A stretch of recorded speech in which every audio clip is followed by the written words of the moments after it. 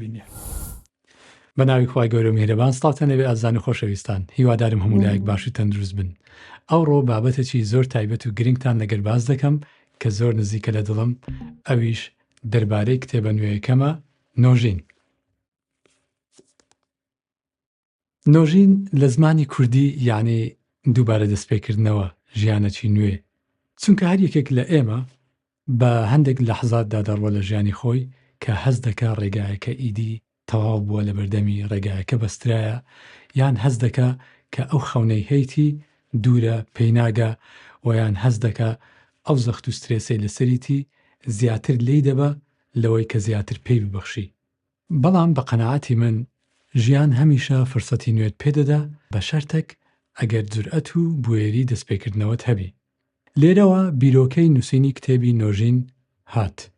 لەگەڵ ئەوەش سەرەتای بیرۆکەکە دەگەڕێتەوە بۆ ساڵی 2015 کاتێک لەگەڵ هاوڕێی خۆشەویستم دکتۆر بەیار سەردانەکی هەردوو شاری مۆسکۆ و سانت پترسبەرگمان کردبوو لەوێدا هەندێک بابەتمان باس کرد و بەدوای ئەو بابەتە بڕیارماندا و پلانماندانە کتابێک بەیەکەوە بنووسین ئەوە بوو کە قەدەرێکی نوێ هاتە پێش بە سەبەبی خوێندن و بە هەندێک بارودۆخی تایبەت ژیانی من کەوتە ئەڵمانیا لەبەرەوە نەمانتوانی بەیەکەوە پلانەکە درێژە پێ بدەین و کتابەکەمان بەیەکەوە بنووسین بەڵام هەر لایەزال ئەوە خەونی منە و پلانی هەردووکمانە ئەو بابەتانەی باسمان کرد لە کتێبێکی هاوبەشدا بەیەکەوە بیان نووسین ئیتر لە لای من نووسین بەردەوام بوو و ئەمڕۆ دەتوانم کە کتێبی نۆژینتان پێشکەش بکەم کە بە زمانی کوردی سۆرانی نووسرایە سەبارەت بە ناوەکە کاتێک ناوەڕۆکی کتێبەکە کاتێک باسی کتێبەکە و باسی بابەتەکانم لە لای هاوڕێی خۆشەویستم کاک محەممەد فارس کرد ئەویش پێشنیاری ناوی نۆژینی کرد بە بیستنی ناوی نۆژین یەکسەر گەیشتمە ئەو باوەڕەی کە بەڵێ نۆژین دەتوانی 100% گەیەنەری پەیامی ناو کتێبەکە بی لەبەرەوە زۆر سپاس کاک محەممەد پاشان دەوری کاکفریا مستەفا نەژات هات وەکو دیزاینی بەرێک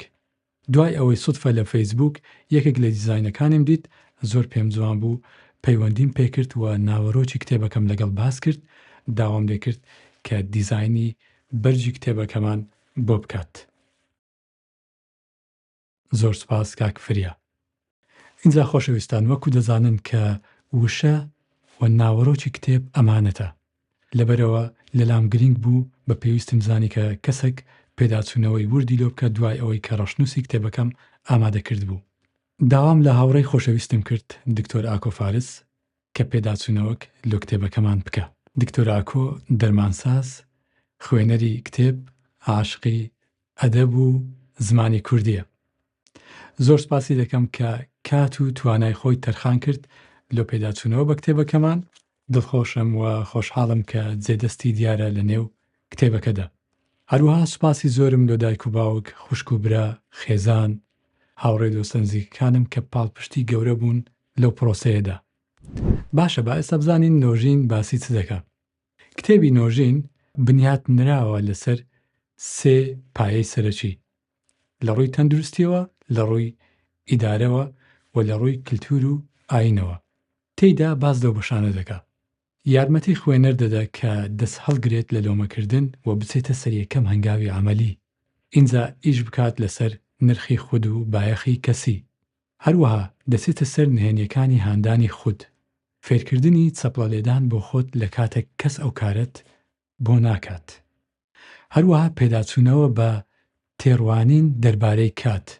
ئایا لە دژی تۆ کار دەکات یان لە بەرژەوەندی تۆ چونکە بژاردەی سێم لە نێوانیاندا نییە ئینجا دەچێتە سەر شێوازی جەستە و زمانی جەستە و بەدی لانگویج بە پشتبەستن بە باگراوندێکی زانستی و تەندروستی دوای ئەوە دەچێتە سەر بنیاتنانی پێرسنەڵ براندینگ مۆرچی کەسی وێنەی کەسی لە ناو کۆمەلگا بەم شێوەیە هەنگاو بە هەنگاو لە دواتردا دەچێتە سەر دامەزراندنی سیستەمێک کە پشتگیری سەرکەوتنەکانت بکە کە تێیدا سەرکەوتوبی و لە کۆتایی کتێبەکەشدا دەتخاتە بەردەم تابلۆی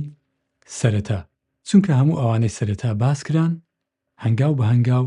دەتباتە بەردەم سەرەتایەکی نوێ کە تێیدا ژیانێکی نوێ سیستەمێکی نوێ دابمەزرێنیت بەرەو گەشانەوە و سەرکەوتن و پێشەنگ بوون. ئینجا خۆشەویستان دوو جۆر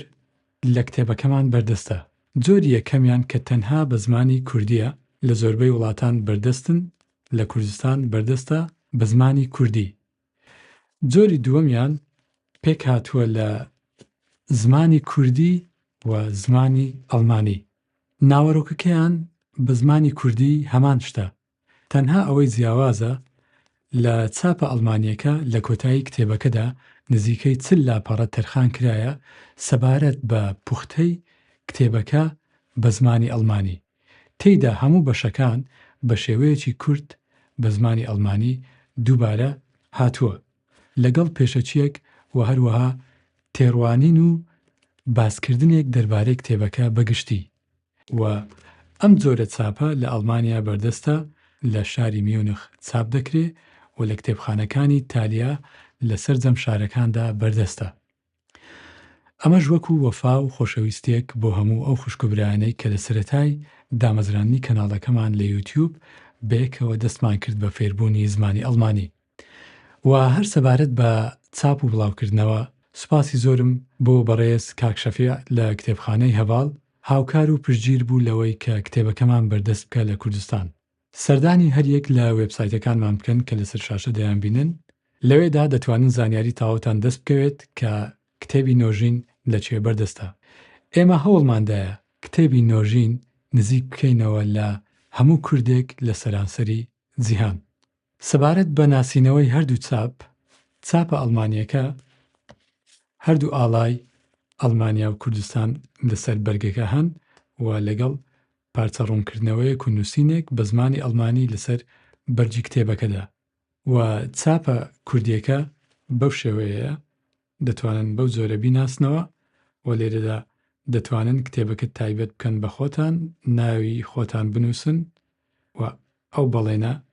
بە خۆتان بدەن. یەک تێبینی سەبارەت بە نۆژین. خۆشەویستان، نۆژین نەنووسرایە وەکو کتێبێکی ئاسایی لە نێو کتێبخانەدا بنرێت و لەبیر بکرێت. بەڵکو دڵنیام ئەگەر نۆژین ببینن، ئەگەر ناوەڕۆکەکەی ببینن، دەبینن کە لە نیەتێکی پاکەوە بۆ خوێنەری کورد، بۆ گەنجانی کورد نووسراوە، بە تایبەت بۆ ئەو کەسانەی کە دەیانەوێ ببنە باشترینی خۆیان.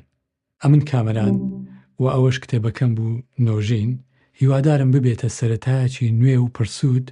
بۆ ژیانی هەریەکەتان، وەکو چۆن سەرەتایەکی نوێ و تازەش بوو بۆ من. تا دیدار، خواتان لەگەڵ.